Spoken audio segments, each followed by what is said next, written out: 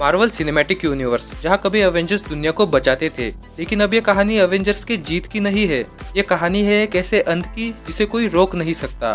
Thanos तो सिर्फ एक चैप्टर था, कैंग एक वार्निंग, और अब एमसीयू पहुंच चुका है अपने सबसे डार्क फेज में, क्योंकि अब शुरू हो रहा है डूम्सडे। एवेंजर्स डूम्सडे की कहानी शुरू होती है एक ऐसे मल्टीवर्स से जो पहले ही टूट चुका है। कई सारे यूनिवर्सेस आपस में टकरा रहे हैं और हर जगह इनकर्जन्स हो रहे हैं।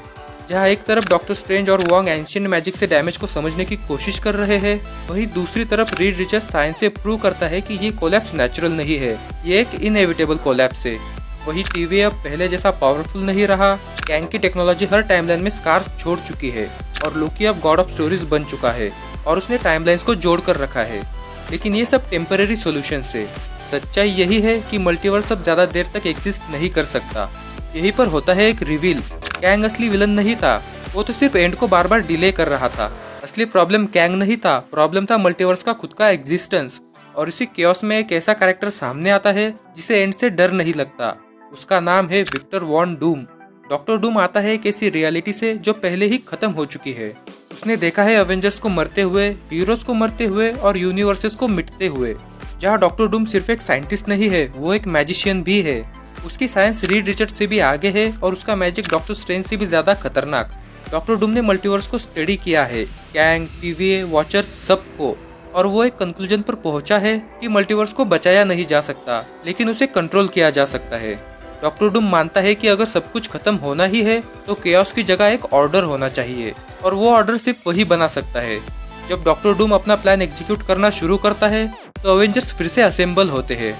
Sam Wilson, Captain Marvel, Doctor Strange, Spiderman, Shang-Chi, Hulk, Antman और वास्प, फैंटास्टिक फोर और मल्टीवर्स से आए कुछ सुपर हीरोज। प्लान सिंपल है, डॉक्टर डूम को रोकना और मल्टीवर्स को बचाना। लेकिन सॉल्यूशन सिंपल नहीं है। हर यूनिवर्स को बचाने की कोशिश रिस्क बढ़ा रही है और अवेंजर्स के अंदर ही डिसएग्रीमेंट्स हो रहे हैं। अवेंजर्स का मानना है कि हर यूनिवर्स, हर लाइफ मायने रखती है। डॉक्टर स्ट्रेंज और रीड रिचर्ड सैक्रिफाइस के आइडिया से जूझते हैं, लेकिन डॉक्टर डूम का मानना साफ है कि हर किसी को बचाने की कोशिश सबको मार देगी। डॉक्टर डूम इमोशनल नहीं है, वो प्रैक्टिकल है। और इन सबकी सोच में यही डिफरेंस एक लड़ाई का कारण बनता है, जहाँ इस लड़ाई का नतीजा अवेंजर्स के लिए अच्छा नहीं होता। अवेंजर्स इस लड़ाई को हार जाते हैं, डॉक्टर डूम जीत जाता है और गॉड लेवल पावर्स हासिल कर लेता है। लोकी की टाइमलाइन एनर्जी, कैंग की एडवांस टेक्नोलॉजी और मल्टीवर्सल फोर्सेस का कंट्रोल, ये सब डॉक्टर डूम हासिल कर लेता है। पूरा मल्टीवर्स टूटने लगता है, कुछ यूनिवर्सेस इंस्टेंटली इरेज हो जाते हैं, कुछ हीरोज मर जाते हैं, कुछ अलग अलग रियलिटीज में फंस जाते हैं। अवेंजर्स हार जाते हैं और वो सरवाइव कर जाते हैं। हमें दिखाया जाता है 616 यूनिवर्स, जहाँ रियलिटी टूट चुकी है। अर्थ 616 परमानेंटली डैमेज हो चुका है। डॉक्टर डूम अब रूलर है, अब कोई मल्टीवर्स नहीं है, अब सिर्फ डूम है। तो ये है वो स्टोरी जो हमें एवेंजर्स डूम्सडे में दिखाई जाएगी, जहाँ एवेंजर्स डूम्सडे की स्टोरी मोस्ट प्रोबेबली इसी स्ट्रक्चर को फॉलो करेगी।